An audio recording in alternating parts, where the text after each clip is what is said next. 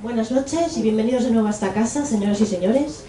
Hoy cerramos el primer ciclo de conferencias sobre Eduardo Pisano, un artista en la memoria, coordinado por Carmen Carrión y organizado por la Dirección General de Cultura. Antes de dejar que Carmen presente convenientemente a nuestros conferenciantes de hoy, a quienes estamos muy agradecidos por su presencia y su colaboración, me gustaría decir que estamos muy satisfechos de lo que ha supuesto este ciclo, lo que ha supuesto para nosotros en Cultura, lo que ha supuesto para los seguidores y amigos de Pisano en Torrelavega y también para aquellas personas a cuya generosidad debemos la valiosa colección que tenemos en la tercera planta. Principalmente Eric Licua, a quien tuvimos como invitado especial en la pasada conferencia. Hoy conocemos a Pisano más que antes, encuadramos su personalidad, su manera de hacer, conocemos sus anécdotas, lo que le marcó, lo que le inspiró, y nos gustaría continuar. Nuestra voluntad sería organizar un segundo ciclo, tal vez en un año. Esperamos que para entonces esté abierto al público el espacio biográfico Pisano, una sala complementaria de la colección, que inauguraremos próximamente con más de un centenar de objetos, donados también por Eric. Esperamos también tener muy pronto en la fachada en la referencia a la colección mediante una lona gigante que tenemos que encargar una vez que ya han acabado las obras de mejora de la fachada y bueno, y en definitiva ir dando forma a un auténtico espacio Pisano que sea referencia de este artista donde mejor tiene que estar, que es en Torrelavega. Pues sin más, paso la palabra a Carmen. ¿Se enciende? ¿Sí? ¿Sí? Uy, no veo ya. Buenas tardes a todos, gracias por su asistencia. Y lo primero que tengo que dar las gracias es agradecer a la Casa de Cultura de Torrelavega y por supuesto a la Consejería de Cultura, de Educación y Deporte del Gobierno de Cantabria y en la persona sobre todo de su directora general que fue Eva, que nos acompañó también en la conferencia anterior cuando nos visitó Eric Licua, el coleccionista y el artífice de que tengamos esa magnífica colección en el tercer piso y podamos también estar hablando ahora mismo de Pisano, un gran pintor de Torrelavega y un torrelaveguense ilustre. Y hablando de torrelaveguenses ilustres, tenemos aquí al grupo Quercus, que representan al grupo Quercus, Gustavo y Dios mío, y Joaquín, se me han atragantado, y Joaquín, y que en nombre de todo el grupo Quercus, y que nos hablará sobre Pisano y estos tiempos. ¿Qué voy a decir yo del grupo Quercus? Yo creo que he cogido unas notas sobre su página web, que es muy interesante, y yo algo que cuando empecé a mirarlo, vi que me faltaban mujeres en el grupo. Entonces al leer los miembros del grupo, vi afortunadamente que sí que tenían a una mujer dentro de las componentes del grupo, como es Natividad Obrego González. Ajá. Y luego también sí, lo que han dado han sido premios a los torrelaveguenses ilustres, que hay un cierto de mujeres, como hay 4 sobre todo, y demás. Sí, me gusta la verdad todo lo que he leído, y ya digo, una página web que tienen muy fácil de ver y de pinchar sobre ello, y te viene toda la información. Están encuadrados como un grupo de opinión de Torrelavega y también de reflexión, sobre todo por los miembros de su grupo. Este nace y se crea el 21 de marzo de 1996 y luego pues tienen como estoy diciendo, tienen un grupo para opinión, también para edición de libros. Y los reconocimientos de torrelaveguense, que sobre todo voy a hablar de las mujeres, me vais a permitir, que eso es algo que me encanta ver, que nuestras mujeres están ahí siempre merecedoras de premios. En el 2018, que todavía no lo habéis dado, pero ya está nombrada, ¿no? María Pardo Rojo. Luego ha estado en el 2017 Gloria Ruiz. Ahí sí que os tengo que apuntar un poco. Habéis tardado un poquitín en reconocérselo, porque Gloria Ruiz es una gran poeta de este pueblo y ha hecho muchísimo por la cultura de Torrelavega. No sé si con esto, y me ha parecido que al verla en el 2017 digo, hombre, cachis, un poco más tarde. Luego tenemos también a Pana Esperanza Botella, que es una coordinadora del Centro Botín, que es también una gran mujer y de una trayectoria cultural importante. Luego también estamos con, a ver si me olvida algo, porque yo, como digo, de Joaquín y Gustavo como personas físicas no sé, no voy a decir nada, sino que representan al grupo Quercus. Y yo creo que nada más se me queda de las notas que he cogido, y como siempre las leo, las cojo y luego las vuelvo a leer, y entonces no... Sí, han hecho una exposición en el 2001 sobre el homenaje a 4 pintores de Torrelavega. Habéis hecho una parte y una segunda parte, ¿no es eso? 2, la primera parte, 4 primero, y luego habéis seguido por otras en las cuales están, vamos a decir, los 4 monstruos de pintores de Torrelavega, como es Mauro, como es el Pisano, el que estamos hablando, y no sé cuáles eran los otros 2, la verdad que no. ¿Los otros 2 cuáles eran? Ya no os acordáis. Ajá. Sí.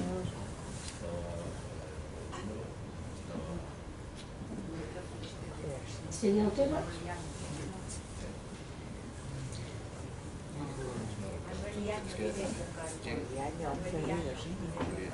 ¿Manuel Liaño?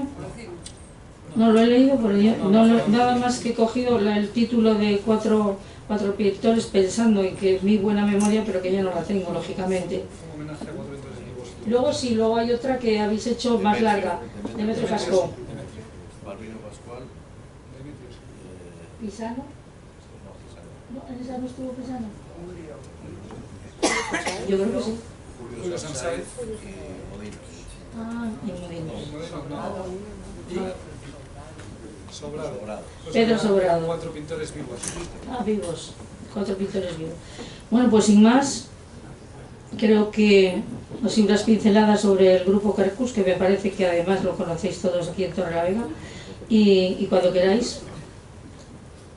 Eso, dándoles, porque llevamos 4 años dando mujeres, porque esa cabeza que es el fundador del grupo nos tiene bien marcados. Me parece esto. La mujer nos importa mucho. Sí. Soledad Lorenzo. Es que yo cuando empecé a ver, a leer, y digo, uy, los tengo pillados. Digo, los tengo pillados, que aquí no me pone, no hay ningún miembro de mujeres, y había Natividad, digo, vaya. Por lo menos. Para que no estuviéramos sola, una Soledad tenemos 2. Lorenzo y Soledad. Sí, es verdad, también Soledad Lorenzo. Sí, Soledad Lorenzo, Pana, Esperanza Botella y otras, sí, Soledad Lorenzo, además, una importante dentro del mundo del arte. Sí, galerista, la Betty, de las importantes de españolas e internacionales. Pues nada, Gustavo, Joaquín, ¿quién es el que empieza? Pues muchas gracias, Carmen Carrión. Para nosotros es un placer y un honor estar en estas jornadas tan magníficamente organizadas y con tan buen criterio. Y es un placer también pues hablar de Torrelavega y de los torreveguenses. El grupo Quercus tiene su razón de ser, porque somos muy torreveguenses, Torrelavega y los torreveguenses es lo que a nosotros nos mueve y nos motiva. Por lo tanto, muchísimas gracias, y hablar de Pisano pues es un auténtico lujo para nosotros.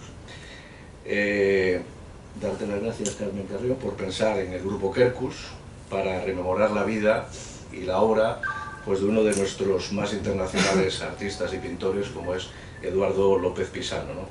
El grupo nos ha elegido a nosotros, pero podía haber sido cualquier otro miembro del grupo que podía estar aquí haciendo esto, ¿eh? El título que hemos escogido para esta charla, por cierto, buenas noches, que se me ha pasado, ha sido Eduardo Pisano y su tiempo. Podríamos decir también, en el caso del trozo que a mí me toca, que es los artistas que comenzaron con Pisano en su tiempo, en las primeras exposiciones que hizo Pisano en Torrelavega. Y después ya Gus Merino pues hablará pues de todas las posibles influencias que tuvo Pisano en su época de París. Lo mío va a ser una cosa cortita, y quizá lo de Gus Merino sea un poquito más denso y más intenso. Quiero comenzar este encuentro con unas palabras que me voy a permitir. No está por aquí Maurín Muriedas, que el otro día le vi, no está por aquí, pero bueno, no creo que se enfade si le cito. Unas palabras que dijo con motivo de la exposición que se hizo en la Caja de Ahorros en 1985, que eran 5 pintores de Torrelavega, concretamente eran Pondal, Modinos, Ciriaco Párraga y no sé cuál era el otro, ahora se me escapa, pero eran 5 minutos de Torrelavega, una exposición muy importante que se hizo en Torrelavega en el 85, Bárcena, efectivamente José María Bárcena. Algunos de ellos les vamos a citarles aquí, y decía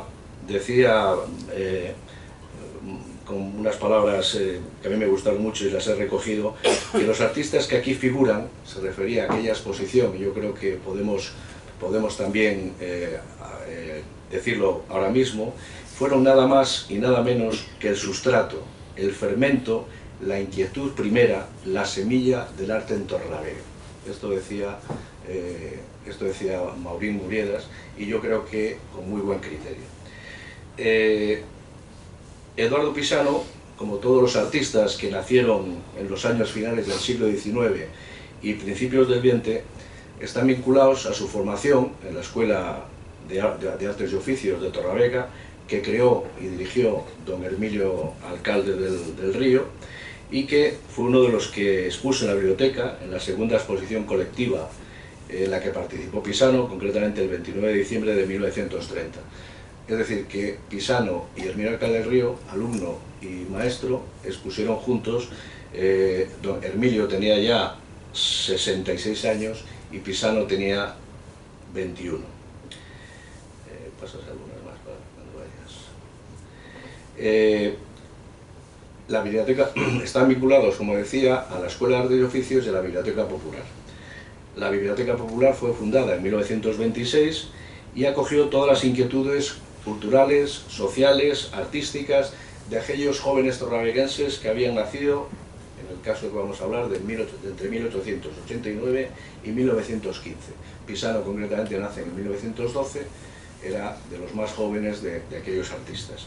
Todos se vieron apoyados por la Biblioteca Popular, que ofreció sus salas no solamente para prestar libros y para leer, sino también como un centro cultural que partió de la Sociedad de Amigos del Arte. Por lo tanto, los primeros tiempos de la carrera pictórica de Pisano y del resto de artistas que aquí vamos a citar y a comentar, compañeros de estos primeros años de Pisano, tuvieron unas vivencias comunes. Todos están vinculados a la Escuela de Artes y Oficios, a la Biblioteca Popular. Su formación la completan con diferentes viajes, diferentes visitas a museos, y también la mayoría de ellos pasó por la Escuela de Bellas Artes de San Fernando, y sus vidas personales y artísticas están marcadas, están condicionadas por la guerra civil. Todos tienen este mismo perfil. Apropiándome otra vez de las palabras de Muriedas, dijo de ellos, dice, son compañeros de fatigas de un mismo tiempo histórico. Y efectivamente esto es lo que les marca a estos primeros artistas que comenzaron su vida artística, algunos siguieron, otros no siguieron, con Pisano. Personalidades como Alfredo Velarde Gómez, como Pedro Lorenzo Molleda, el padre de Soledad Lorenzo, que fue alcalde de la ciudad y tiene una calle en Torrelavega, fue el último alcalde de la República. Por supuesto, Gabino Teira, contribuyeron a la formación y al estímulo de estos jóvenes artistas de Torrelavega. Eran el mejor exponente de lo que supuso la vida social, cultural y cívica de la ciudad. Aurelio García Cantalapiedra, del que hemos tomado mucha de la información que aquí estoy ahora mismo exponiendo, recuerda en su magnífico libro 75 años después de la Biblioteca Popular, Pinturas, recoge unas palabras de Alfredo Velarde en las que plasma la importancia y trascendencia que tuvo para aquellos jóvenes de la Torrelavega de principios del siglo la Biblioteca Popular. Decía Alfredo Velarde, significaba para aquellos muchachos un paso espléndido en su vida de hombres. Deseaba crear y no matar, producir y no destruir, un cuadro, un verso o una talla. Eran los valores supremos. Esta era la filosofía de la Biblioteca Popular en referente a estos jóvenes, en palabras de Alfredo Velarde, que después tuvo un amplio recorrido cultural en Chile cuando sus padres se fueron y él tuvo que ir para allá. Algún día habrá que recuperar la biografía de Alfredo Velarde. También nos hemos apoyado en algunas de las publicaciones que realizó el Grupo Quercus en el año 2000 y 2001 sobre artistas de un siglo. son 2 libros que están ya agotados, los editó el ayuntamiento y los provocó el grupo Quercus. La primera exposición de Eduardo Pisano en la Biblioteca Popular fue en el año 1921. La segunda, que se realizaba en la biblioteca. La primera, después de su inauguración en el 26, la hizo nada más y nada menos que Jesús Varela y Varela en 1927. Pisano, estas son las exposiciones en las que participó Pisano en la Biblioteca Popular. Las primeras, la del 29, 30, 31 y 33, eran colectivas, y la del 33 y 36 eran individuales. Las que vamos a ver aquí, la mayoría de ellas fueron la colectiva de 1929. Pero anteriormente ya Varela, que después expuso también con él, había expuesto en el 27. Pisano ya tenía 17 años. He tratado de buscar cuál fue la obra en la que participó y no la hemos encontrado. Pero bueno, posteriormente Pisano participó en estas exposiciones. Esta es Varela y 3 obras muy conocidas que están propiedad del Ayuntamiento de Torlavega. Concretamente la de pobres, viejos en el asilo, yo creo que está ahora mismo en el despacho del secretario del Ayuntamiento. Las otras no sé por dónde están. Como decía, Varela inaugura la exposición en la Biblioteca Popular en 1927 y participa en esa colectiva con Pisano en el 30. Pisano ya entonces 19 años y Varela no sé qué años tendría en esa, se puede mirar porque tengo ahí las... de nuevo Mauro Muriedas Maurín dice de Varela, dice: fue siempre hasta su muerte el primero en llegar a la biblioteca y el último en abandonar el salón de lectura. Jesús Varela, que tuvo una influencia importante en los pintores de la época también. Participó también en esta primera exposición de Pisano en el 29 en la Biblioteca Popular Tomás Cordero. Estas son 2 de sus caricaturas. Era un gran caricaturista y también buen pintor. Y su producción artística pues, está principalmente en las caricaturas. Trabajó muchísimo, colaboró muchísimo en Dobra y después pues, se dedicó a su profesión, que era camarero. Todavía trabajó en el Cántabro y trabajó en diferentes cafeterías y cafés de Torlavega. Francisco Charines también expuso con Pisano en su primera colectiva de 1929. Su producción artística fue variada: carteles, dibujos, pinturas al óleo, y tenía entonces Charines, en esa foto lo hemos visto muy mayor, pero cuando expuso la primera vez tenía 20 años. Otro de los artistas que puso con Pisano, también torlaveguense, Cándido Fernández Diestro. Gallego de Betanzos, llegó a Torlavega en 1927 y 2 años después realizó la exposición colectiva. Tenía entonces Diestro 16 años. Ilustrador y caricaturista, colaboró también muchísimo con Dobra, publicó un libro titulado... Esta yo creo que fue la obra de carnaval con la que participó en esa primera exposición con Pisano. Después también, esa es la portada del libro, como veis los torlavegenses, la figura de don Lucio está clarísima. Ese es su libro, Gentes de Torlavega, y después también la caricatura de Lucio Mediavilla y 2 caricaturas más que he encontrado, como son las de Pedro Gómez.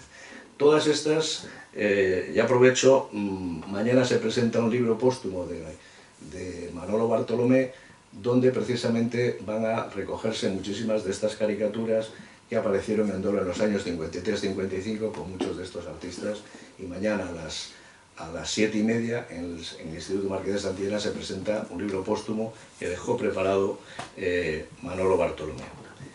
Otro de los artistas que expuso con Pisano en el 29 fue Antonio Díaz Terán. Nació en 1908, era 4 años mayor que Pisano, y expuso con 21 años. La obra que expuso fue Este bodegón, un óleo. Su familia tenía una comercio de ultramarinos y posiblemente pues sería el modelo que él escogió de este bodegón.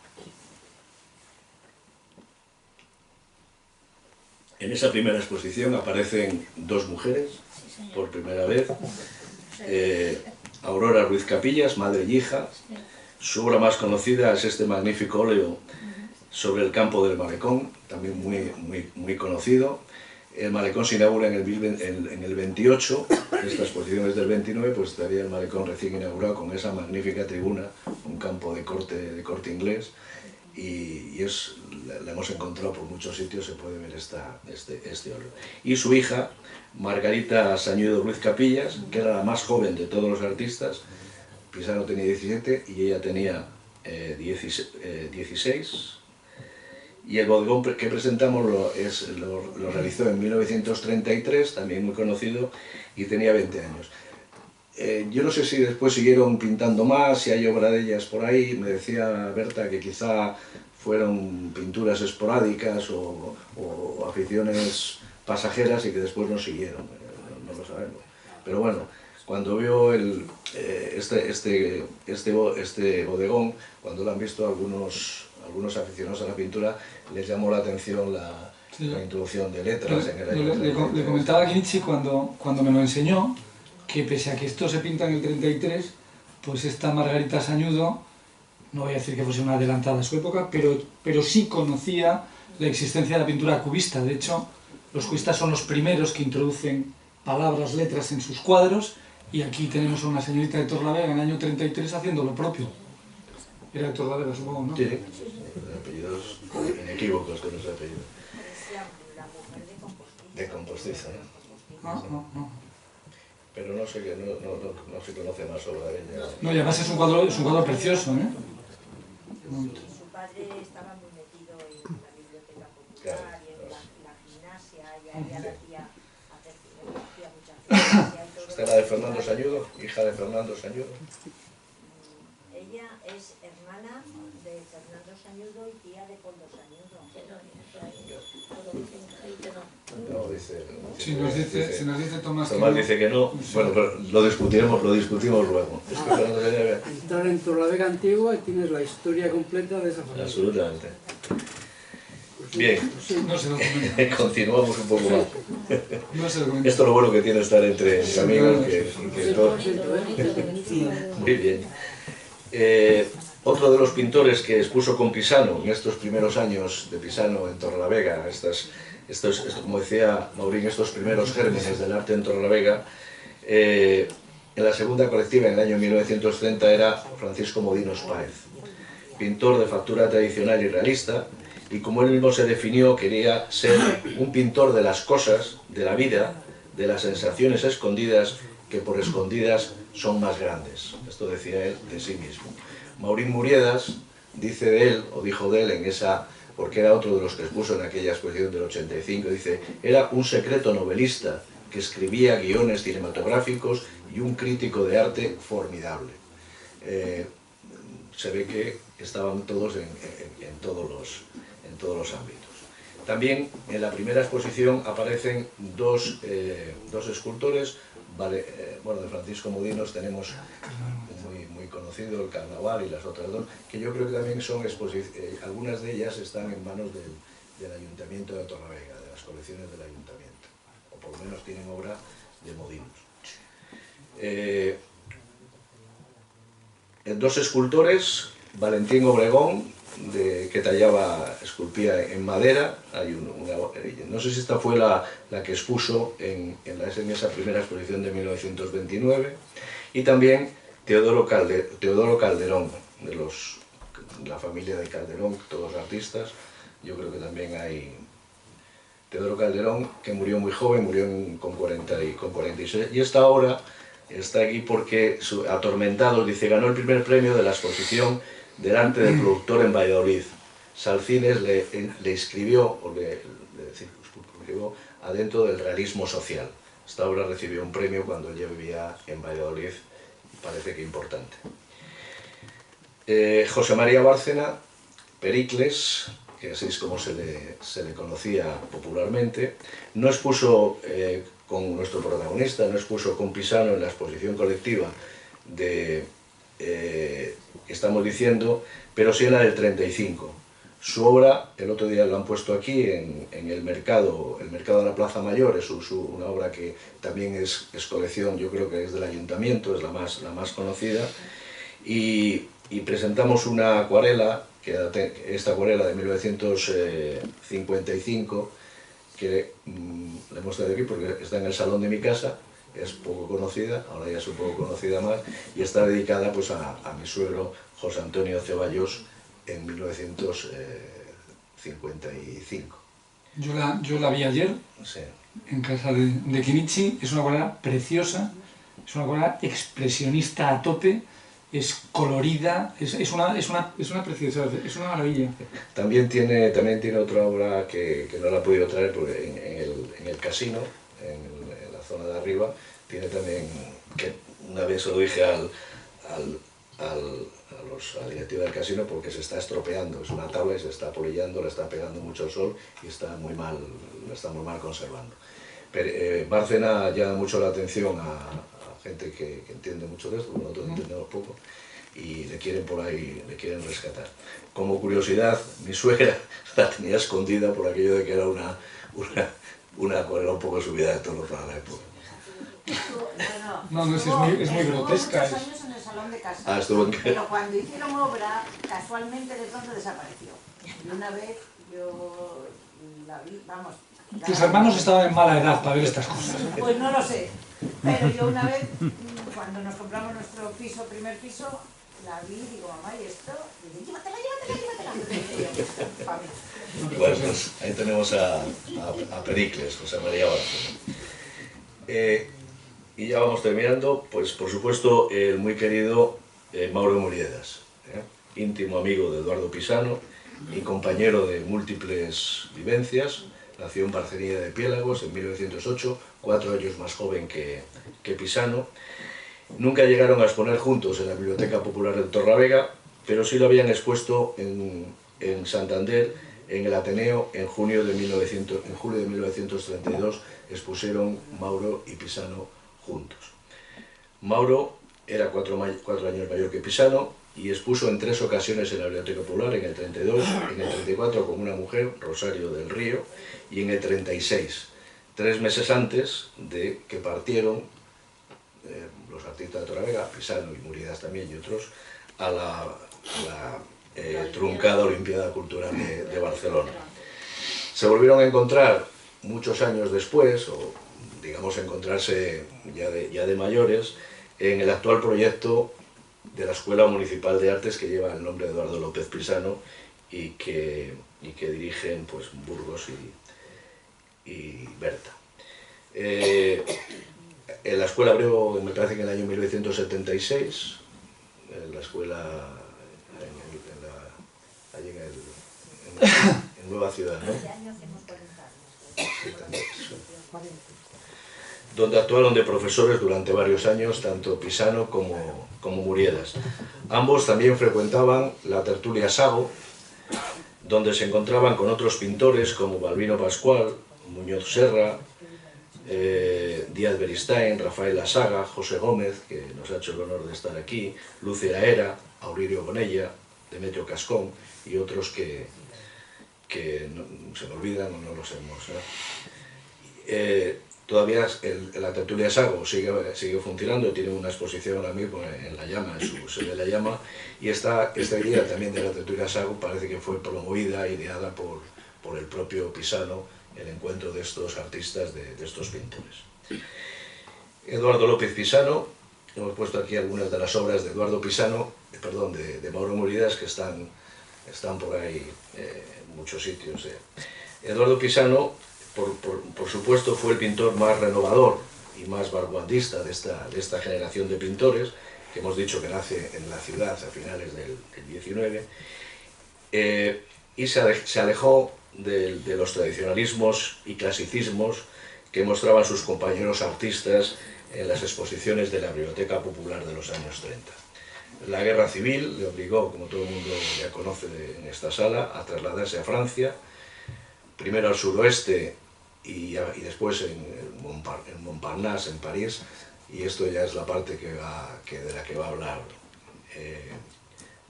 hablar Gus.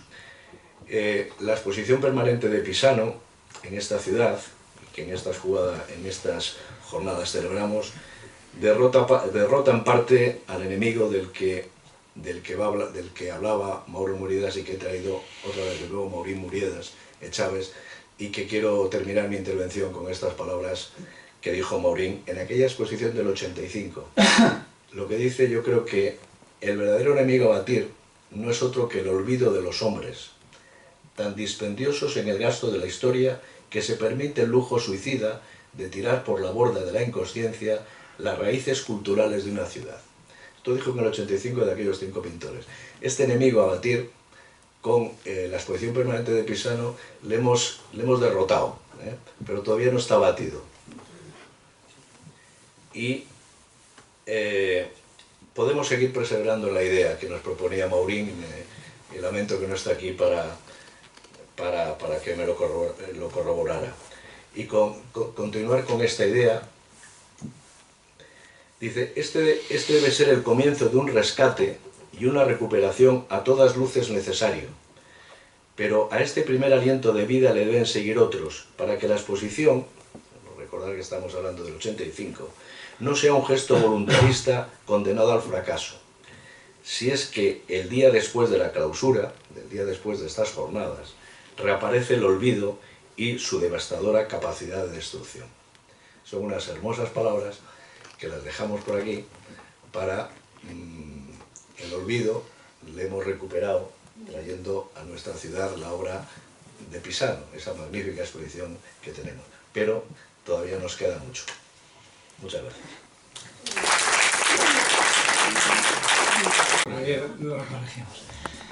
Bueno, vamos a ver, buenas noches a todos. Como estamos entre amigos, pues yo pediría, por favor, vuestra participación. No, estoy vamos a ver, que esté hablando yo aquí hoy de nada es una auténtica osadía por mi parte.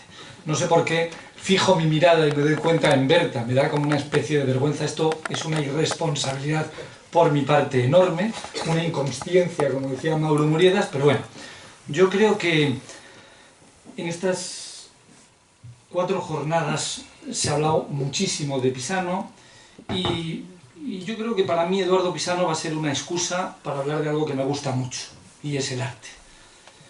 Yo creo que, pese a que Iñaki Peña hace un rato me decía que no, yo creo que el tiempo de Pisano, el tiempo de cualquier persona, no es únicamente el ahora o el ayer o el mañana, no. Va mucho más allá, ¿no? No es únicamente el tiempo de Pisano aquel en el que estuvo en Torlavega, o el tiempo de Pisano es aquel en el que vivió en París. Yo creo que el transcurso de los acontecimientos, también los que no hemos vivido, pues nos marcan de una manera importante a lo largo de nuestra vida. Es decir, nosotros creo que somos como somos, pero no solo por lo que vivimos nosotros, sino hasta por lo que nos contaron, o lo que leímos, o lo que soñamos, etcétera, ¿no?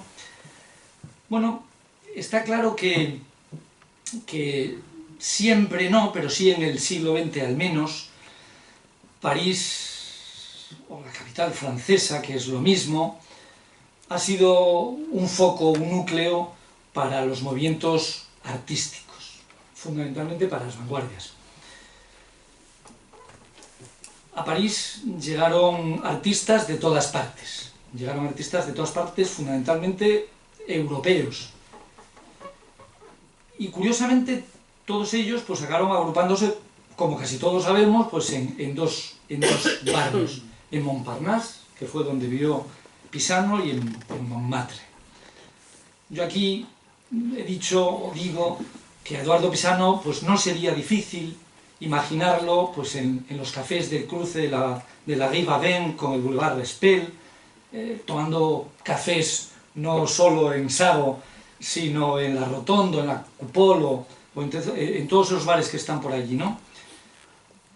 Acabamos de ver una fotografía preciosa que nos da fe de que Eduardo Pisano pues ha conformado parte del mundo artístico parisino. Es decir, que no creo que si hubiese sido un Piernas, hubiese sido capaz de fotografiarse con personas tan relevantes, mucho más que relevantes, como Juliette Greco, que creo que estaba en la foto, Josephine Baker, el fotógrafo Bransey, me parece que estaba Dalí, es decir, que personas de muchísimo peso. Bueno, pues nuestro pintor de Torrelavega estaba ahí. Pero debemos de imaginarnos, José nos lo podría decir muchísimo mejor, una pena no haber charlado contigo, que Eduardo Pisano pues habrá coincidido también, cómo no, en exposiciones con Picasso, supongo, con Modigliani, con María Blanchard, también paisana nuestra, o con Chagall, o con Dubuffet, o con Klein, o con tanta gente, ¿no? Bueno, lo cierto, y esto coincide también en su historia, es que el arte y los conflictos bélicos están intelectualmente siempre muy unidos, o al menos eso es lo que me parece a mí, o lo que a mí me interesa pensar. Yo creo que cada vez que termina un conflicto bélico, pues renace pues un clima extraordinario de experiencias vividas por una parte y que se tratan de combatir por otra parte. Yo creo que cada vez que pasa esto, o pasaba esto en el siglo XX, pues cobraba bastante vigor el mundo del arte. Y Eduardo Pisano pues tuvo que vivir esto en París, ¿cómo no? Vivió, supongo, los primeros pasos del arte abstracto con seguridad. Pero claro, el arte abstracto no nos llega porque sí, nos llega porque antes pues ha habido pues la explosión del cubismo, y el cubismo pues tampoco llega porque sí, hay algo que le precede, ¿no?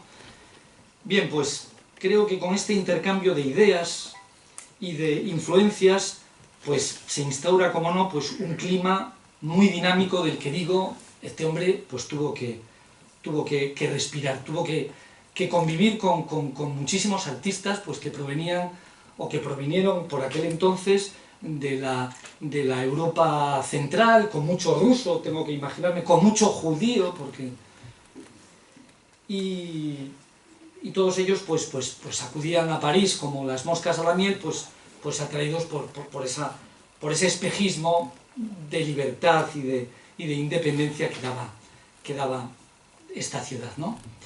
Esta ciudad y este país, que yo creo que habría que alabarle por su interesada generosidad. Es decir, París siempre supo aprovecharse de lo ajeno para acabar haciendo lo propio.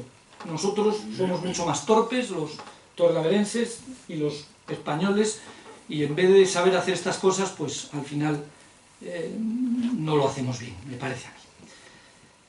Bien, yo creo que todo el mundo está, es una opinión más o menos unánime, de que el arte moderno empieza pues, a partir de mediados del siglo XIX y llega pues, hasta los años 70 del siglo XX. Y a mí me gustaría ahora, así como premisa, proponer algo que a veces lo he pensado, ¿no? Y es que creo que se habla mucho de arte moderno, pero creo que el mejor modo de apreciar y de disfrutar el arte moderno, y esto es una cosa mía, y también el arte contemporáneo, no es decidir si ese arte es bueno o no es bueno. A mí me resulta muy curioso cuando la gente dice esto es bueno o esto es malo. Bueno, la verdad es que en esta vida hay que pensar en unas cosas, ¿no? No es todo blanco, no es todo gris. Creo que hay por ahí muchos colores intermedios, ¿no? Pero lo que sí debemos es de asumir que el arte es el fruto de una evolución. Una evolución que podemos ponerla donde queramos, pero vamos a ponerla en el clasicismo. Es decir, la gente empieza a hablar de arte y se refiere todo el mundo a Leonardo y se refiere a Miguel Ángel y a Rafael, pero yo creo que el arte es eso y mucho más, es esa evolución que tenemos que comprender y tenemos que asumir de que aquello que se hacía entonces no es ni mejor ni peor que lo que estamos viendo en nuestro Boulevard Ronda. Y esto lo digo porque como parte del grupo Opinión Quercus necesitamos poner en valor lo que tenemos, y lo que tenemos es muy bueno, creo que es muy bueno. Es una pena que esto pues no se potencie. Yo no sé si, yo creo que Eduardo Pisano murió antes de conocer ninguna de estas obras, pero yo creo que no. Pero en fin, hablamos de arte con mayúscula, ¿no? ¿Hay que reverenciar el arte? Pues no lo sé, yo creo que mayoritariamente el arte es algo que se reverencia, ¿no? Pero sin embargo hay personas tan importantes como los dadaístas, y pongo en su cabeza a Marcel Duchamp, que decían que a qué fin, que todo lo contrario, ¿no? Bueno, creo que al arte hay que enfrentarse como quien lo hace ante un juego que en principio pues desconoce sus reglas, pero que según las va conociendo pues va disfrutando más de sus contornos, y de lo que al principio nos desconcierta, pues al final nos hace disfrutar mucho de ello, ¿no? Desde luego todos los movimientos artísticos tienen relación. Yo creo que es un error hablar del arte cronológicamente hablando.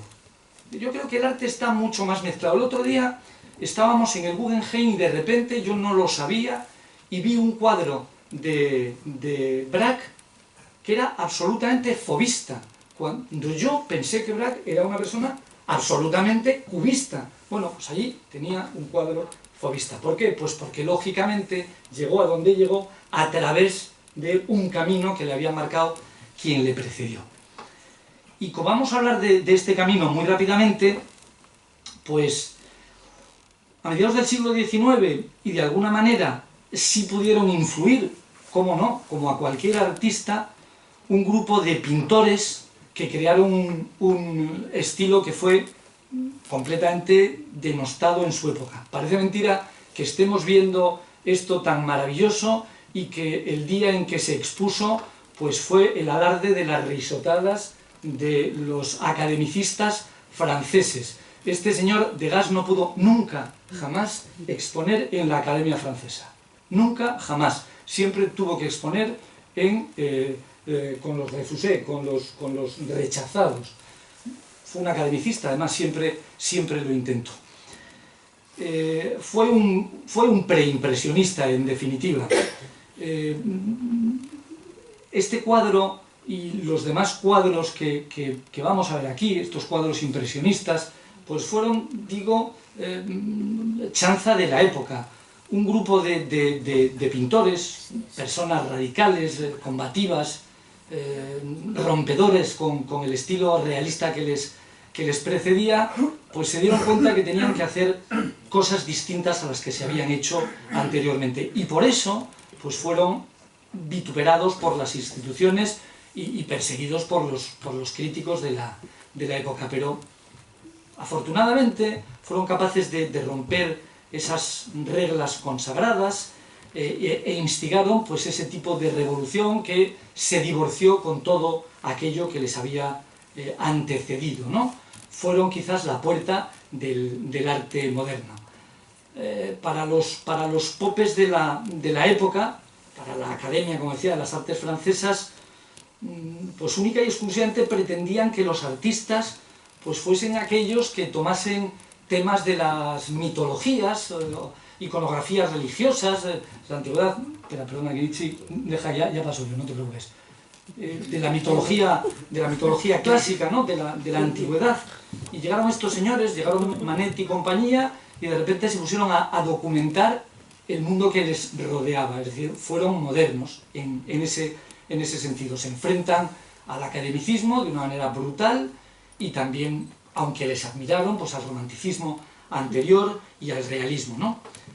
Porque vamos, todo el mundo sabéis por qué se les bautiza como impresionista, pero la culpa la tuvo este cuadro que se llamó Sol naciente, impresión, y que en definitiva pues es lo que se ve. No cuenta casi ninguna historia. ¿Y por qué no cuenta ninguna historia y antes se contaban historias? Pues probablemente, digo probablemente, me puedo estar equivocando, porque en esta época nace la fotografía. Y entonces yo no sé qué hubiese hecho Velázquez si se hubiese encontrado con fotografías. Pero estos señores dijeron, a la fotografía no la podemos superar. Sin embargo, la fotografía es lo más moderno del momento. Vamos a hacer algo que nos distinga de la fotografía, pero que sea absolutamente actual. Y se pusieron a hacer cuadros de la época. Pero no solo esto. la sociedad burguesa nacía por entonces, las casas se iban haciendo más pequeño y París dejaba de ser entonces pues un conjunto de calles muy intrincadas y el señor Haussmann, pues, o el barón Haussmann, empezó a hacer bulevares y bueno, todo cambió como muy deprisa. Estos señores de repente pudieron salir a la calle. ¿Por qué? Porque se podía pintar a pleno aire y ello pues porque resulta que la pintura ahora cabía en unos tubitos y podían coger el lienzo y se podían ir a pintar por ahí. Antes no lo podían haber hecho. Estos señores dejaron de pintar de memoria, se decidieron abordar otros temas actuales y con una técnica absolutamente distinta. El dibujo ya no lo fue todo. Se distinguen, ¿cómo no? Pues porque para ellos la captación de la luz era muy importante, o lo fue muy importante. Duraron poco en el tiempo, esa es la realidad. Y además cada uno pues tiró por su camino. Pero les gustaba mucho pintar juntos, pintaban muy deprisa, pues porque la luz para ellos era algo muy importante. Sus cuadros acababan muy rápido, no se comieron un colín entonces, y ya digo, seguramente les tiraron con piedras, pero hoy en día, pese a que su pintura a veces nos pueda parecer un poco sosita y un poco cursilina y tal, pues al final, por entonces fue absolutamente revolucionaria. Carmen, como te gusta hablar de mujeres, y a todos nos gusta hablar de mujeres, y Rosa Cabeza es mujer del grupo Opinión Quercus, pues resulta que también hubo mujeres importantes, impresionistas, una de ellas fue...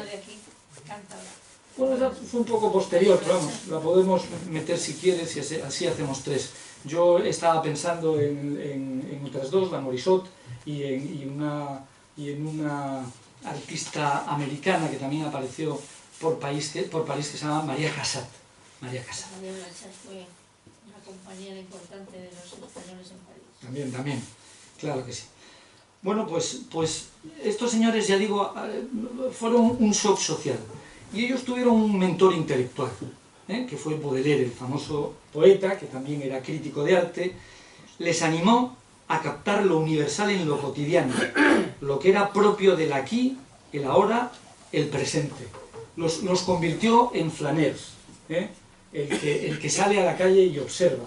Y probablemente, como todo tiene influencia, Rosa, a ti y a mí, que nos gusta tanto Francis Alice, que es otro flaneur que va por México arrastrando un bloque de hielo, o con un gran imán pues para que se le peguen los objetos, y todo eso lo intelectualiza, o es capaz de reunir a 5.000 personas o a 50.000, los que hagan falta para mover una duna, porque en esta vida podemos hacer lo que queramos si nos lo proponemos. Pues seguramente Baudelaire quería que Francis Sales existiese y fuese un flaneur como lo fueron todos ellos. Bien, pues se criticó o se critica ahora mismo un poco el impresionismo, porque fue un arte subjetivo, fue un arte solo de sensaciones personales, y se le tachó de superficial. Pero yo creo que ya digo, fue muy revolucionario, muy rompedor. Esto no tiene nada que ver con Pisano, pero yo he cogido una frase de Pisano preciosa que dice: es la luz, y por la luz que haré mis obras. Y yo voy y la meto aquí porque la luz para los impresionistas pues es algo que resulta importante. Bien. La evolución de los pintores que se inició en el impresionismo pues se diversificó hacia formas de pintar muy diferentes entre sí. La progresión artística de cara a posteriores movimientos se podría centrar en tres pintores, que es lo que voy a hacer telegráficamente. Cézanne, que influiría decisivamente, mira aquí vemos cómo captan la luz y tal cual. Cézanne, digo, que que influyó decisivamente en el cubismo. Van Gogh, desde donde se desarrolló el expresionismo, y Gauguin, que fue el punto de partida del fauvismo. Este señor, Cézanne, seguramente es el padre de la modernidad. Yo creo que también en esto está de acuerdo casi todo el mundo. Fue un hombre que también fue impresionista, como no, que denostó París, que era muy de pueblo, que se enfadó con Émile Zola, que era su gran amigo del alma, y que decidió marcharse a Aix-en-Provence, donde vivió de por vida.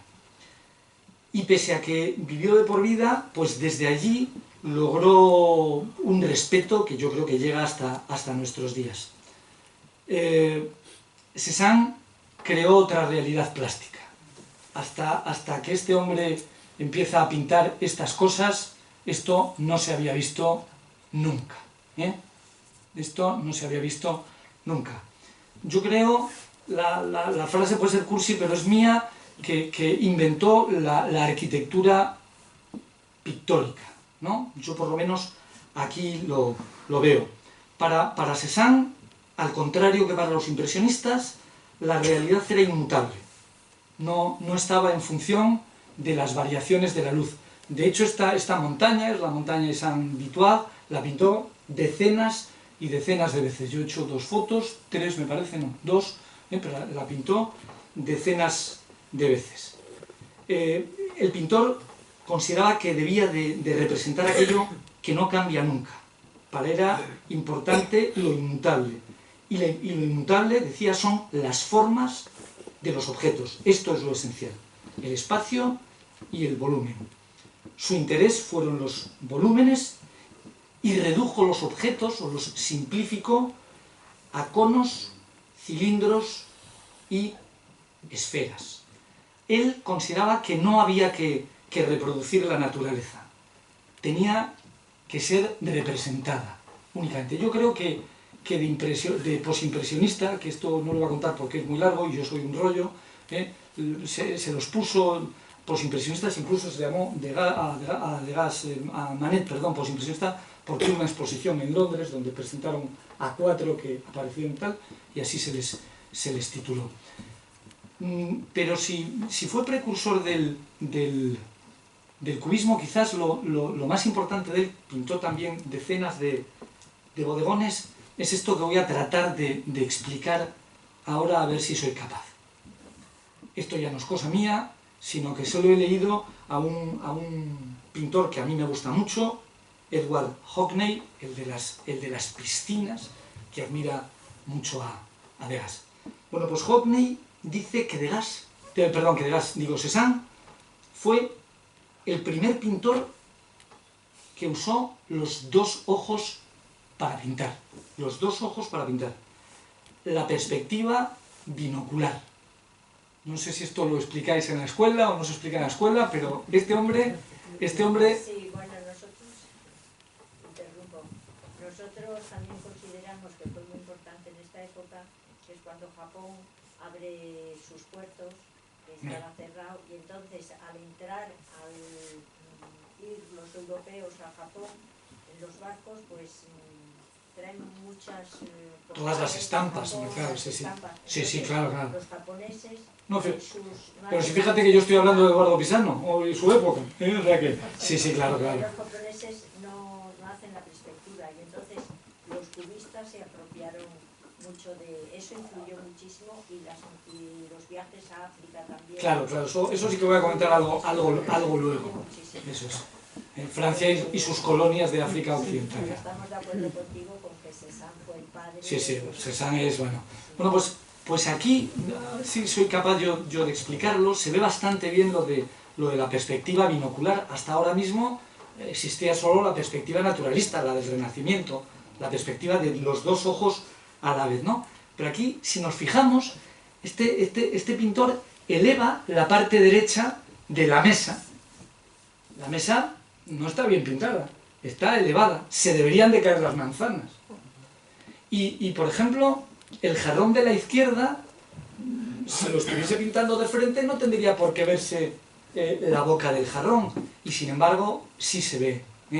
Entonces ya digo, este señor apuntaba con los 2 ojos, y eso significó pues que hubo una puerta que se abrió a la modernidad, ¿no? Y ello condujo, como no, pues a nuevas posibilidades pictóricas que enseguida Picasso, que era un lince, pues apañó lo que pudo. Bien,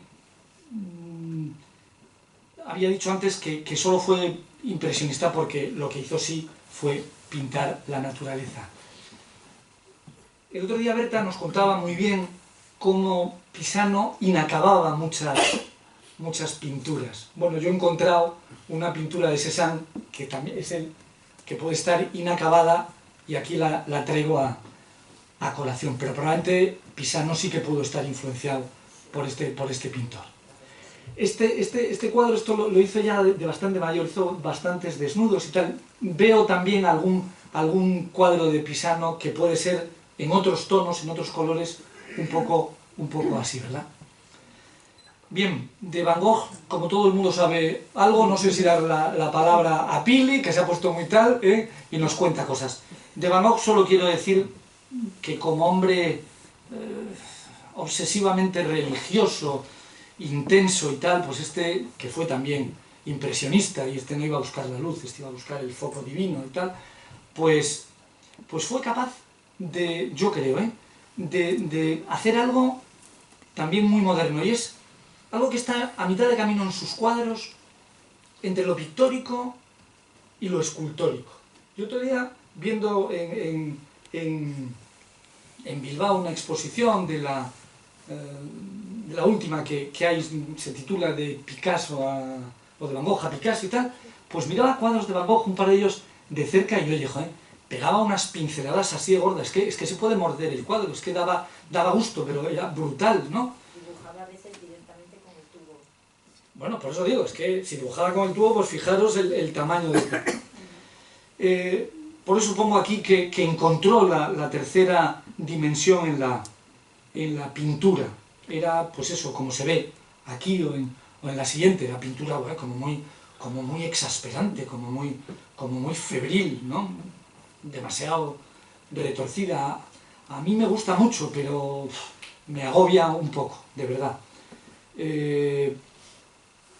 Es que todos sus cuadros, este es una maravilla, pero es que es convulso, se agita, poco relajante. Es poco relajante. Yo creo que Pisano, que es absolutamente expresionista, no sé si se pudo ver, tú sabes más, basar algo en Van Gogh o no, porque yo a Pisano le veo un pintor muy severo, le veo un pintor un tanto reprimido en su pintura, por serio, seco, ¿no?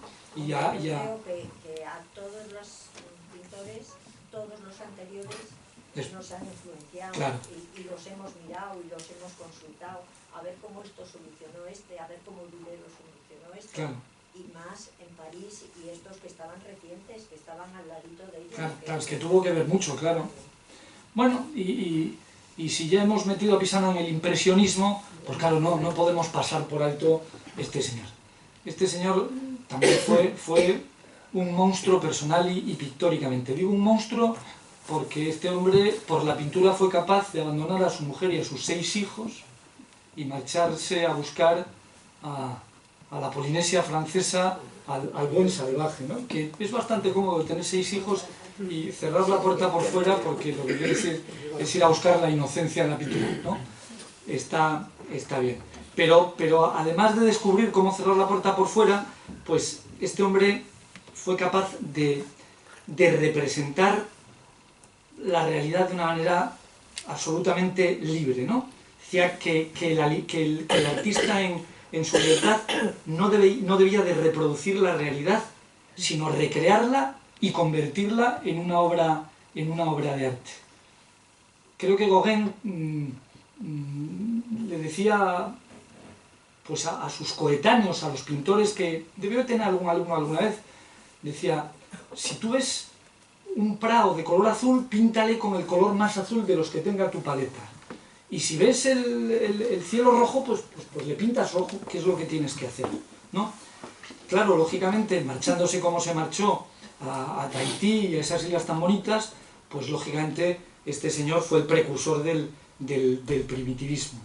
Y yo me atrevo a decir, y esto es otro atrevimiento mío, que seguramente esos campos de color tan bonitos de Gauguin, sin ningún tipo de sombra, íclicos, tan suaves, pues a mí me recuerdan un poco a esas pinturas de la abstracción americana, y estoy pensando pues en Rothko, que conocemos todos, o estoy pensando en Barrett Neumann, que a mí personalmente me gusta mucho, y yo encuentro un poco, pues eso, al Gauguin expandido y sin figuras, ¿no?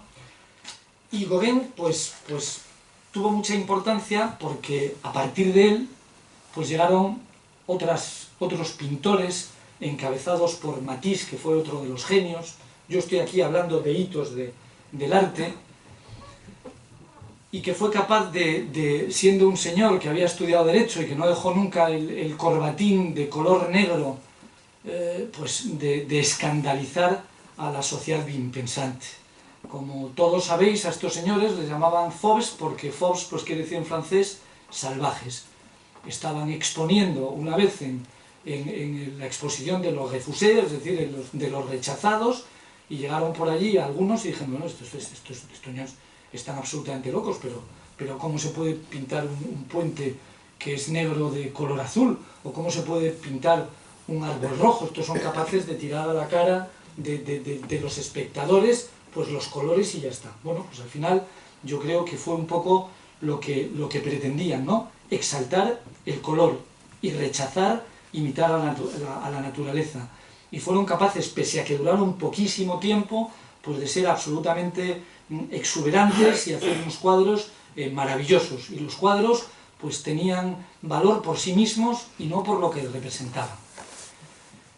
Y estos fueron rompedores y escandalosos a tope. Y es que se puede ver porque estaba empezando el siglo. Y si fueron escandalosos porque pintaban o eran capaces de pintar los escenarios paisajísticos que pintaban, pues imaginaros cuando llegó el señor Matisse y presentó este cuadro. Es su mujer. Bien, cuando presenta a su mujer, esta obra se considera una obra absolutamente irreverente en la época. Pero él estaba muchísimo más preocupado de la representación, pues del cromatismo que él logró, ¿no? Este hombre era un tío absolutamente inconformista y pintó un cuadro que es muy bonito, pero que puede parecer chabacano. Este sí que puede parecer una talla africana, ¿no? Bien, quizás esta pintura pues es una de esas pinturas que rompió con muchísimos tabús en el siglo XX. A él, insultándolo seguramente, le preguntaron que cómo iba vestida su mujer. Bueno, y él dijo, mi mujer, por supuesto, va vestida de negro, como diciendo, no puede ir vestida de otra manera. Bueno, pues la pintó como la tenía que pintar. Este cuadro, que también es de Matisse, tuvo mucha importancia en la historia del arte. ¿Por qué? Pues porque este cuadro fue adquirido por unos hermanos americanos que llegaron a París, los hermanos Leo y Gertrudes Einstein, ¿no? Einstein, sí, se pronuncia así, es que se pronuncia como Einstein el otro, pero sin la E. Y fue una apuesta de Leo, lo adquirió. Y lo adquirió porque era muy bonito, pero arriesgó mucho porque era bastante extraño. La verdad es que es una escena preciosa, es una escena así como muy idílica, ¿verdad? Pastoral, en una playa así como muy dorada, los colores son muy sutiles, está como perfectamente acabado, es muy conexo en sí mismo, y Picasso le vio por primera vez en casa de estos señores, de los Einstein, donde se reunían pues todas las vanguardias de entonces parisinas, ¿no? Y entonces Picasso probablemente dijo, este cuadro es muy difícil de superar, o esta línea es muy difícil de superar. Picasso y Matisse, que creo, dicen por ahí, que con Durero probablemente hayan sido los 3 mejores dibujantes del mundo, se conocían con anterioridad. Incluso Picasso había pintado la cara de una hija de Matisse y tal. En un momento dado, en casa de los Einstein, Matisse acude con unas tallas africanas. Y decíamos un poco antes que Francia había establecido sus colonias en en África Occidental, y ello había supuesto pues una inundación de artefactos exóticos y tal, que estaban pues a la mano de cualquiera, se vendían en las tiendas. Cuando Picasso, que lo devoraba todo, vio las tallas en manos de este buen hombre Matisse, dijo: yo me tengo que apropiar de esto como sea. Y pintó pues un cuadro que ha sido, pues, o que provocó uno de los cambios más profundos de la historia del arte, ¿no? Las señoritas de Avignon, que fue, digamos, el manifiesto pictórico del cubismo, ¿no? Este sí que es un cuadro, el cubismo en sí, que mantiene las tesis absolutamente opuestas a las teorías impresionistas o a las fauvistas, porque aquí en los cubistas no prepondera para nada el cromatismo y sí las formas. Este cuadro estuvo escondido, entre comillas, sin exponer y sin conocer más de 10 años. Hasta 1917 este cuadro no le vio prácticamente nadie. Bien, pues para Picasso y los cubistas, al contrario que decíamos de los que les precedían, era falso que las cosas variasen por efecto de la luz, ¿no? Y para ellos, para los cubistas, lo que importaba en realidad eran las formas, pero no las solo como las vemos, sino como sabemos que son, ¿no? En lugar de buscar lo particular, los cubistas se concentraron en lo general, en la esencia inmutable de las cosas y no en su apariencia pasajera. Los cubistas decidieron, que fueron más que Picasso y Braque, pero quizás estos dos fueron los más importantes, de repente pues decidieron que sus colores tenían que ser absolutamente sobrios, austeros, prácticamente monótonos, porque no querían que distrajeran el tema principal, que para ellos era, pues eso, diseccionar todo el objeto que estaban pintando. Deconstruían el objeto, lo miraban desde cualquier punto de vista. Hasta el punto, un poco lo que comentábamos el otro día Kinichi y yo, que tuvieron que dar referencias. Aquí pone Bach. Bueno, pues está claro que ahí tendrá que haber algún piano, algún violín, alguna partitura, algo tiene que ver, porque llegó un momento en que el cubismo analítico, que aquí así se llamó esta época, era tan abigarrado que es que no se entendía nada. A mí hay un cuadro que me encanta, y es este. Este es de Braque. Y digo que me encanta, joder, porque se ve en este cuadro un sentimiento humano. Arriba, a la derecha, quizás, no sé si de dejo lo veréis, hay un clavo, que no es cubista, pero que yo creo que lo pintó para decir, oye, aquí abajo hay algo de lo que está colgándose, ¿no? El título no me lo sé, puede que haya algún violín o alguna guitarra o alguna cosa así. Es muy curioso que el cubismo se llame, este cuadro, que el cubismo se llame cubismo. ¿Y por qué digo que es curioso? Pues porque en el cubismo no hay ningún cubo. El cubismo, un cubo es algo tridimensional. Todos cuando dibujamos un cubo estamos dibujando una figura tridimensional, y esto es un canto a lo bidimensional. Aquí no está aquí la tercera dimensión. Pese a todo, y hablando de la tercera dimensión, probablemente digo, en el cubismo pudo haber teorías de Einstein, y también probablemente tuvo mucho que ver la invención de los rayos X. Entonces se habían inventado los rayos X y esto pues pudo tener cierta influencia. A mí del cubismo me gustan mucho dos cosas. La primera cosa, sí, voy terminando. La primera cosa es que fueron capaces de incorporar al mundo del arte cosas no artísticas. Por ejemplo, aquí hay una rejilla, y esa rejilla la habían encontrado seguro en cualquier parte. Esto a mí me parece que es importante, la introducción de elementos no pictóricos dentro de la pintura. ¿Por qué? Porque eso hizo que el arte evolucionase pues muchísimo. El que no haya pintura dentro de la pintura. Es decir, fueron capaces de apropiarse de cosas mundanas y presentarlas en un contexto artístico.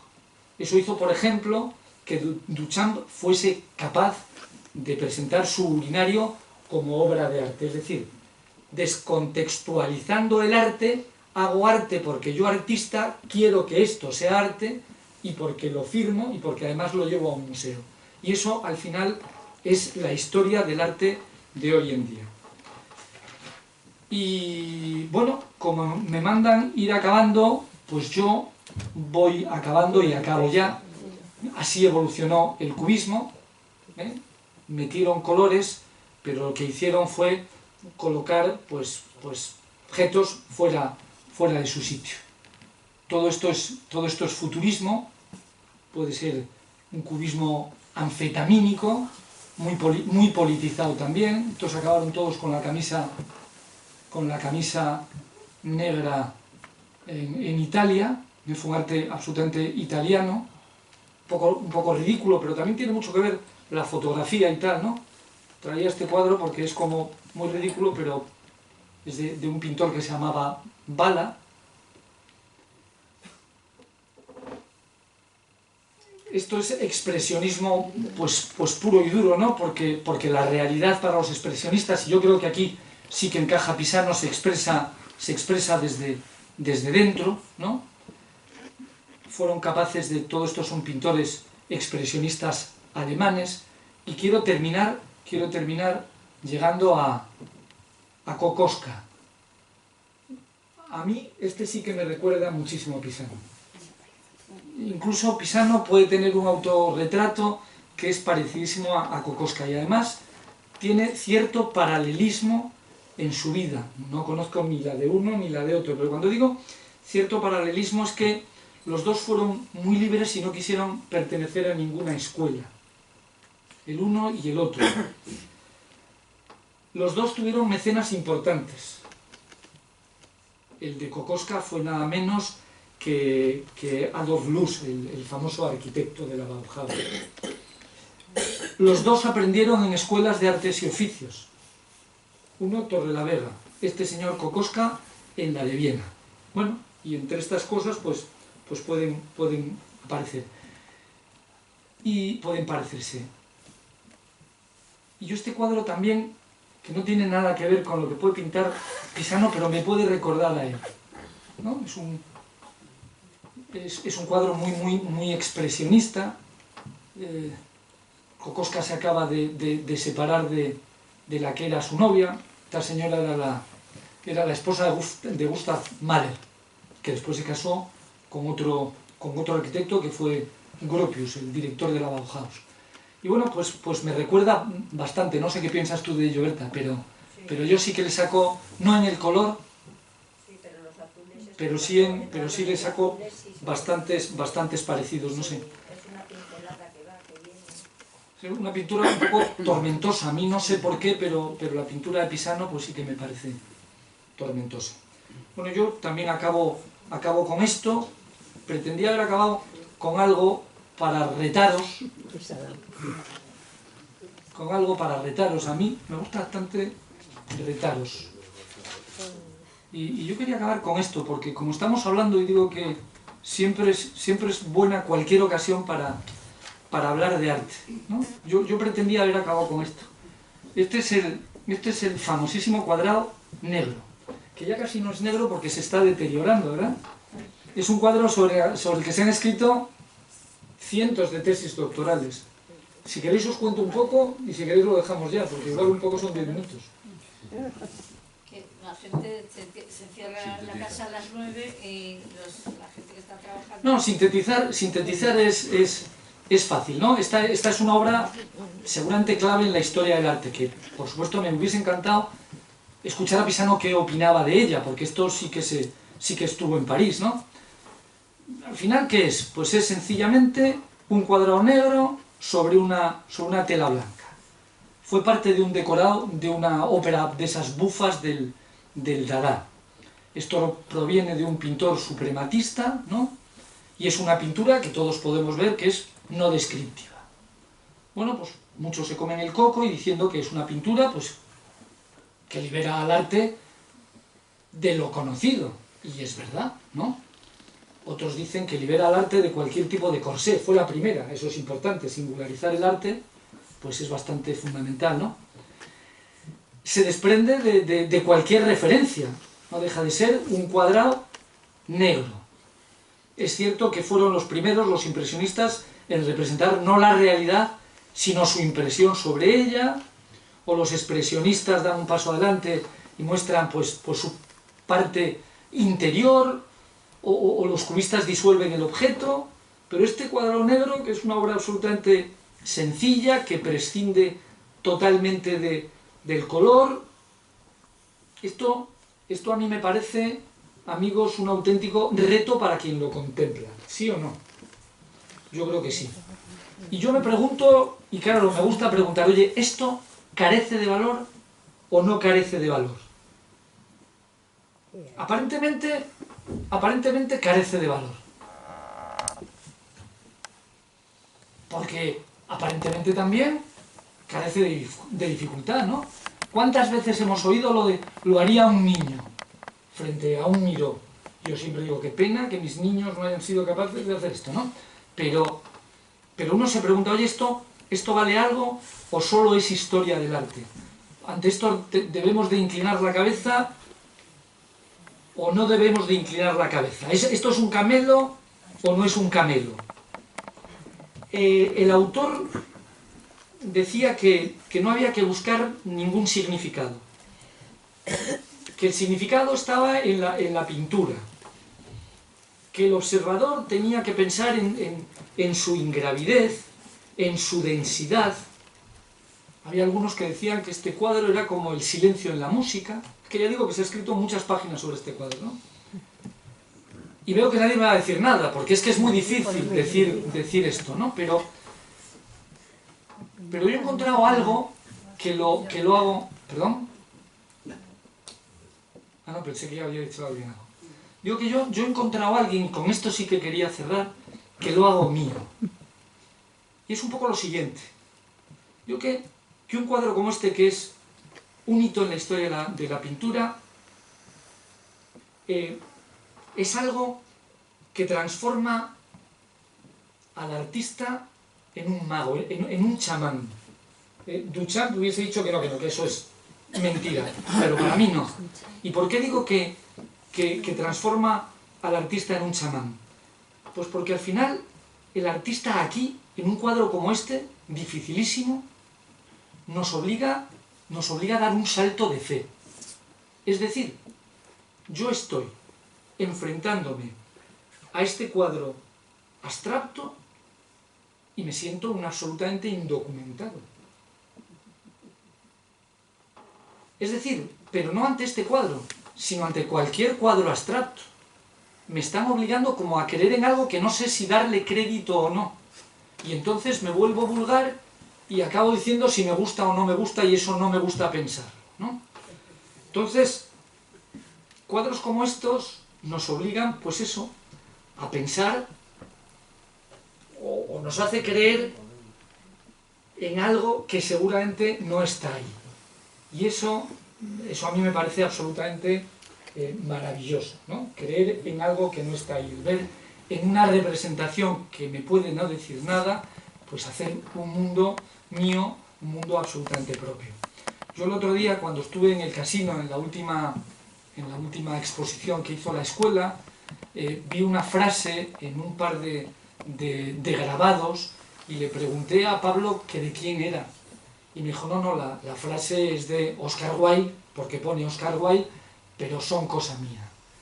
Yo creo que la frase viene, si lo llego a saber me hubiese acordado de ella, pero la frase viene a decir algo así que como el arte en sí mismo no tiene valor, es absolutamente revolucionario. Y es una verdad común. Por eso a mí viene a decir algo así, ¿no? Por eso a mí el arte me gusta muchísimo. Y como veo que eres muy feminista, te voy a contar algo, pues entonces para las feministas, que yo soy, me gusta ser muy feminista, algo que he leído hace muy poco y que a las mujeres os va a gustar mucho. Yo he hecho bastantes referencias a Duchamp porque me parece que es un auténtico genio. Y me parece que ser capaz de que todos veneremos esto, me parece que muy pocos, si no tienen mucho debajo del pelo, son capaces de lograrlo. O que todos creamos que esto es una obra de arte. Aquí me faltan las palabras, son unas letras las que pone aquí, que en francés es una ordinariez y en español también es una ordinariez, y como estoy dando una especie de conferencia no voy a decir lo que quieren decir esas letras, pero me parece una auténtica genialidad que alguien sea capaz de reverenciar esto en un museo.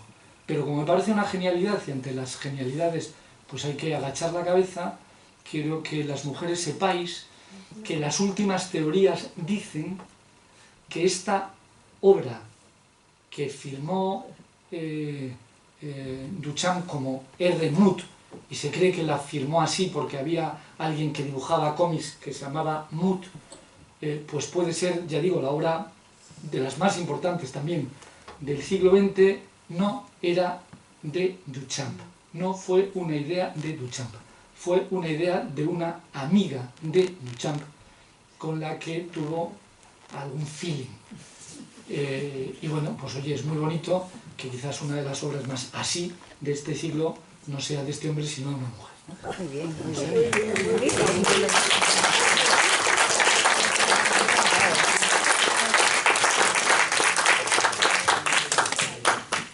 Bueno, pues muchísimas gracias por vuestra asistencia a la última conferencia del Grupo Quercus, que hemos estado encantados con ellos en su representación. Y también sí quería dar una petición porque hay una noticia. Eric Licua está encargado para que se haga un gran libro sobre Pisano, nunca le deja de la mano a Eduardo López Pisano, y le quiere hacer pues toda la vida con opiniones de toda la gente que le conoció en vida, lógicamente, y luego los críticos que hayan podido hacer, evaluar su obra. Y también nos piden que si todos los que tengáis alguna fotografía del principio, sobre todo de aquí de Torrelavega, que claro, en Francia lo tiene toda la documentación que hay en Torrelavega, que sería interesante que lo pudierais aportar y que se os devolvería después, lógicamente, para el libro que se quiere hacer, ya que unas fotos ya se han puesto, unas publicaciones, unas fotos en el primero, y este segundo le quieren completar ya con más experiencia, hacerle más intenso, y claro, se necesita lógicamente documentación de la época que vivió, que vino, cuando vino por aquí, todas las vivencias de Torrelavega o Santander o España, depende de cómo sea. Así que si alguno tenéis y lo queréis ceder, pues encantadísimo. Yo si vais a India, que será la receptora si lo queréis dejar, y ya luego para podérselo hacer llevar. Lo mismo que si también queréis aportar alguna de vuestras experiencias personales con él para que lo publiquen, ¿no? Lo que habéis hablado con él o lo que sea, también está abierto a todo lo que podáis colaborar, para que, ya digo, ese libro sea un libro redondo para que termine con la vida y obra de Eduardo Pisano. Eso es un ruego y una petición que hacemos y que me hacen desde vamos, cuando han venido, que la noticia que me han dado para que se está haciendo este libro para luego poderlo publicar y presentar aquí, lógicamente, aparte de que, como ha dicho India, la parte de bibliográfica que se va a hacer también y se verá en pronto, me imagino, ¿no? Sí, pues muchísimas gracias por vuestra colaboración. Esperemos poder hacer más cosas sobre Pisano y estamos abiertos a toda cualquier idea, o cosa que se le pueda reivindicar a Eduardo Pisano y sus coetáneos también, ¿por qué no? Que han sido una generación importante, y me ha encantado oír lo de la Biblioteca Popular. Yo tuve la gran suerte de poder hacer los 75 años después de la Biblioteca Popular, y sí, por eso me conozco casi todo lo que allí se exponía y decían, y haber coincidido poder sacar a dos mujeres que allí constan en el libro que se publicó, la publicación de 75 años después de la Biblioteca Popular. Así que eso también es muy de agradecer, porque a mí me abrió unas puertas para la cultura de Torrelavega, que me quedé verdaderamente enamoradísima de todo lo que se pudo hacer en esta santa ciudad. Muchas gracias y hasta siempre.